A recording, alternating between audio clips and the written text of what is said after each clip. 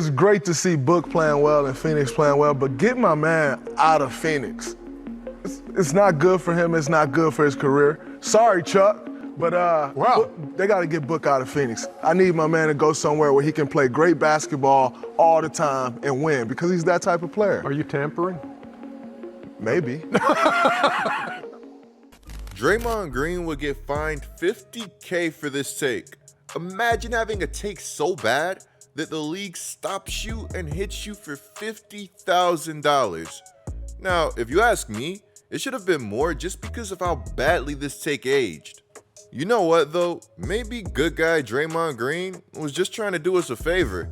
Maybe somehow he foresaw the Suns creating this monster that had the potential to terrify the basketball world for the 2022-2023 season. Or maybe he just knew that Sarver was terrible, leading the Suns to disappointing season after disappointing season prior to 2020. To be completely fair to Draymond, if you have basketball takes, there are going to be some takes that age poorly. Nobody's perfect, and that's a major reason of why Hoops Discourse is so fun. The unpredictability of the game is a giant part of what makes it so easy to love. February 8th, that unpredictability that we love so much would continue with news that would stun the NBA world, and we have to get into that. But first, today's content is brought to you guys by Chime. Guys, what's the first thing you do when you wake up? It's probably not checking your credit score, right? I rest my case. Well, at Chime, that's exactly what they do for you. Chime is out here not only helping you raise your credit score, but they're also sending you the good news in the morning. With their secure Chime Credit Builder Visa credit card, you can start to build credit with your own money. This is because Chime reports your payments to credit bureaus to help you build your credit over time. Chime members see an increase of 30 points on average. They get this with no annual fees, no large security deposits, and no credit checks because you don't need any of this to apply. Signing up for Chime literally takes less than 2 minutes, and get this, it doesn't even affect your credit score. Guys, head on over to chime.com/coop to get started. Again, guys, that is chime.com/coop. Now, before we return to the content, let's see how fast I could read this mandatory disclosure. The Chime Credit Builder Visa credit card is issued by Stride Bank N.A. pursuant to a license from Visa USA. Chime checking account and $200 qualifying direct deposit required to apply for the secure Chime Credit Builder Visa credit card. Regular on-time payment history can have a positive impact on your credit score. Impact to score may vary, and some users' scores may not improve. Out-of-network ATM withdrawal fees may apply except at MoneyPass ATMs in a 7-Eleven or any Allpoint or Visa Plus Alliance ATMs. February 5th, the Brooklyn Nets would trade the offensive powerhouse known as Kyrie Irving to the Luka Doncic-led Dallas Mavericks. All of the hype surrounding Kyrie to Los Angeles led me to believe that's where he was going, but as we all know, that wouldn't be the case. There would be no LeBron and Kyrie reunion, at least not right now. When the Lakers didn't get Kyrie, everybody wanted to blame Pelinka.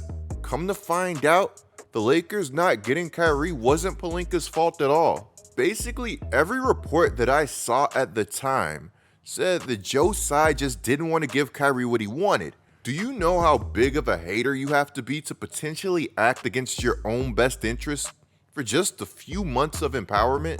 Hear me out. Kyrie is literally a free agent at the end of this year.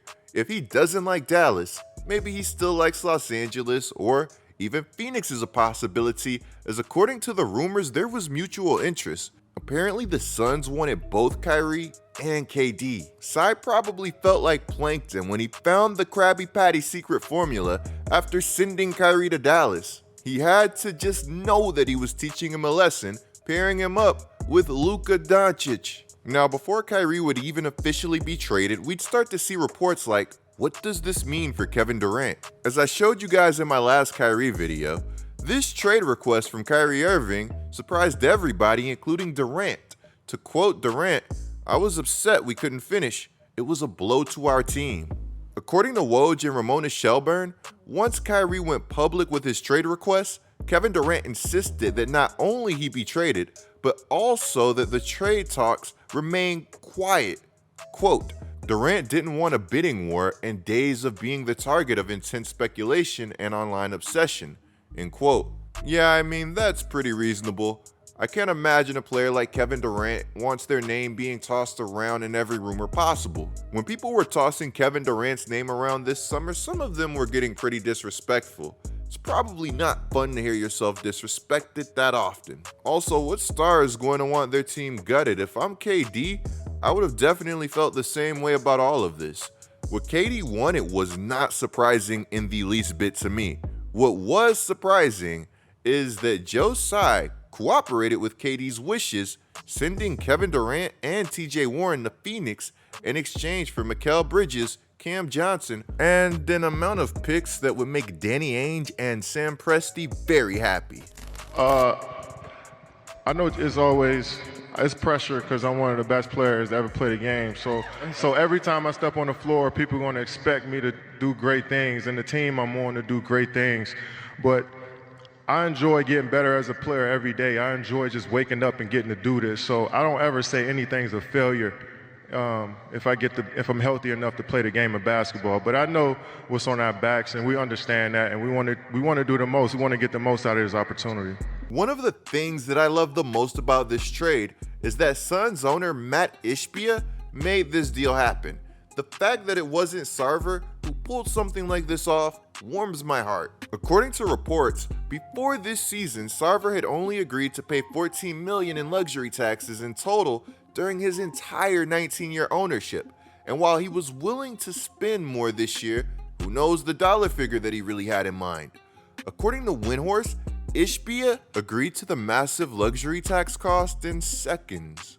Sarver was not only a bad person, but he was out here acting like the dad from Everybody Hates Chris with an NBA franchise. Meanwhile, Matt Ishbia is out here overwhelming billionaires doing whatever it takes to get the Suns to that next level. I don't know about you guys, but that's the kind of guy that I want on my side when it comes to running an NBA franchise. Not cheap owners who are looking to cut corners whenever they're available to be cut. If you're a Suns fan right now, how can you be anything other than excited? You've got a new owner who isn't afraid of the moment. You just signed Terrence Ross. You traded for TJ Warren. Oh, and by the way, you also traded for a top 3 small forward of all time, who just so happens to be 6'10", good at everything, and somehow is having one of their best seasons, mind you, post Achilles tear at 34 years old. I tore my Achilles 1 to 2 years ago, and I'm over here still scared to hoop. What KD has been able to do this season is remarkable, averaging 29.7 points, 6.7 rebounds, and 5.3 assists on 55.9% from the field. Guys, let me remind you that when the Suns were relatively healthy, they were the number 1 seed in the Western Conference. They looked like one of the best teams in basketball. Yeah, this team got embarrassed last year in the playoffs, so what? This year, they have unfinished business to attend to. Devin Booker, DeAndre Ayton, Kevin Durant, and Chris Paul on one team has some devastating potential. If this KD move leads to a consistently motivated Ayton, then it might just be over for the league. You guys know I wanted the Suns to get some offensive help at the forward position. I thought that help would come in the form of Kyle Kuzma or another good player like him. I couldn't have imagined that the answer to the Suns' problems would be KD, which, to be fair, I just didn't know he was going to be available. That's something that not even he foresaw. Now, before I move past how good this trade really was for the Phoenix Suns, don't sleep on the fact that TJ Warren was averaging nearly 20 points a game a few seasons ago. You could say that he's not that guy anymore, but I know that he hasn't forgotten how to put the ball in the basket. He's a great get for Phoenix, and at worst, he's some very solid depth, especially for a team that has unfortunately struggled with injuries. To be honest with you guys, I like the Suns roster outside of their stars. I think that this Suns roster is pretty deep. Maybe that's the hype talking, but I really think that you could have some fun with this roster and the right coach. They have a lot of possibilities combination-wise. You just got to get everybody healthy and keep them healthy. Darius Bazley is getting DNP coach's decisions when I know that he's more than capable of being a 6'9" upside rotation player on more than a few teams. What you hate to see if you're the rest of the Western Conference is that this team is getting really greedy. Apparently, Chris Paul wants the Suns to sign Carmelo Anthony. Now, do I think the Suns need Melo? No, the answer is really simple. I don't think that they need him, but I do think that Melo would be a great addition to any title contender, or really anybody that wants a solid vet presence or scoring off of the bench. Melo still has the ability to contribute. He can still score. If you leave him open, this guy is still automatic. I'm sorry, guys. I get really passionate talking about Melo. He's one of my all-time favorites. If you guys want a Carmelo Anthony video, just let me know down in the comments below. I can't lie, guys. I'm incredibly happy for Phoenix fans, but part of me feels bad for Mikal Bridges and Cam Johnson. Yeah, I mean, it's KD. I get it. Like, I 100% get it. That's just how it is. Like, I'd rather be happy I got traded for KD than probably, like, somebody else who I didn't think would be, you know, good or something like that. So just being a realist at the end of the day. Obviously, I'm gonna miss everybody there, miss my home, miss all my friends that's back there. But just, I mean, I get it. Like you getting Kevin Durant, bro. Like, maybe I'll probably make that trade too.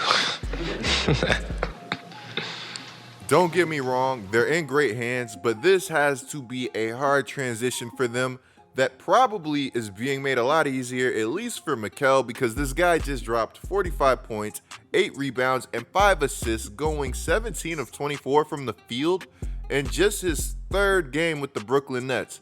Mind you, that this guy's also one of the best perimeter defenders in the NBA. You know what you're getting when Mikal Bridges steps onto the floor. I really wanted the Pelicans to get this guy. He was really starting to put his game together in Phoenix. Guys, there were multiple reasons that Phoenix didn't want to include this guy in a package for KD last summer. There are also multiple reasons that the Nets didn't want to trade him after acquiring him, which is pretty big praise considering that according to reports, there was a team that offered 4 firsts for him. That team? The Memphis Grizzlies. Mikal didn't just get this 45 against anybody, he got it against the Miami Heat, who are currently 5th in defensive rating and supposed to be a very disciplined defensive team.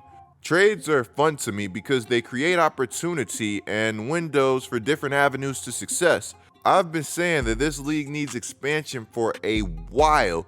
Cam Thomas just exploded for 40 plus, catching doubles at half court for 3 straight games, and now he's back on the bench like it never happened. He's just coming off of the bench, but I mean still, which, by the way, I'm also still waiting on that Cam Johnson 40 burger because his shooting ability is ridiculous. His game is growing. I know it's coming. I'm a Cam Johnson fan. Between the trades that the Nets made prior to the deadline, they really did get some good and interesting pieces back. You could argue that they could have got more, but it's tough to be too mad because they did get a lot. I look forward to this team playing amazing defense, playing hard, and embracing its post-Nuggets Melo days, and also not having to worry about that media megastorm stuff.